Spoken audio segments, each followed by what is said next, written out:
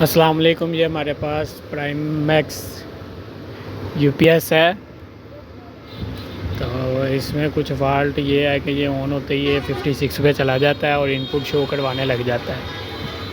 तो आजकल ज़्यादातर फ़ाल्ट यही आ रहे हैं मेरे पास, तकरीबन इनपुट सेंसिंग के ही। इनमें जो इनपुट सेंसिंग या तो हो नहीं रही होती या फिर हो रही होती है तो साथ हाई वोल्टेज शो करवा रहे होते हैं, जिस तरह ये करवा रहा है 353 290 इस तरह। तो हम इसे भी खोल के इसे भी ट्रेसिंग करते हैं इसकी। इसमें जो सबसे ज़्यादा प्रॉब्लम जिस वजह से इसमें आती है, इस पे कार्बन आने की वजह से ज़्यादातर फ़ाल्ट आते हैं। बहुत से यूपीएस मैंने ऐसे क्लियर किए हैं जो कि सिर्फ़ और सिर्फ कंपोनेंट को कार्बन आई होती है, गंद लगा होता है। अदरवाइज़ उनमें जो है वो कंपोनेंट कोई भी ख़राब नहीं निकलता, सिर्फ़ और सिर्फ उनकी सफाई होती है, वाश होते हैं और वो सही हो जाते हैं। इसलिए अपने यूपीएस वगैरह को ब्लोड स्लोड मारते रहा करें ताकि उसमें डस्ट इतनी ना हो कि आपके लिए मसला हो। तो ये कुछ इस तरह से इसका फ़ाल्ट है 387। ये सीधा सीधा इनपुट सेंसिंग LM358 पे ब्रिज के बराबर में लगा हुआ है और सारी रजिस्टर चेंज करने की ज़रूरत नहीं है।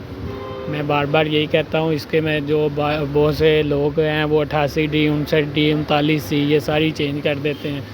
आप ये जो मेन रजिस्टर है इसकी 88D वाली, वो आप इसी की सिर्फ चेंज करें, बाकी उनकी वैल्यू चेक करें। अगर उसमें मसला है तो ही चेंज करें, अदरवाइज़ इसे चेंज ना करें। तो मैं तो ऐसे ही करूँगा।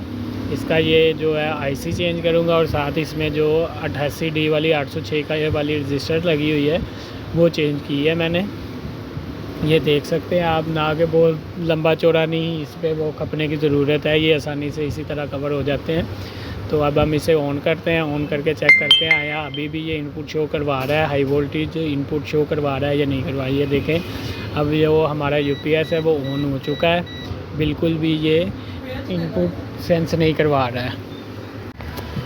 तो अल्हम्दुलिल्लाह ये बोर्ड हमारा जो है वो क्लियर हो चुका है। इसमें अब इनपुट सेंसिंग उस तरह नहीं आ रही जिस तरह वो पहले आ रही थी।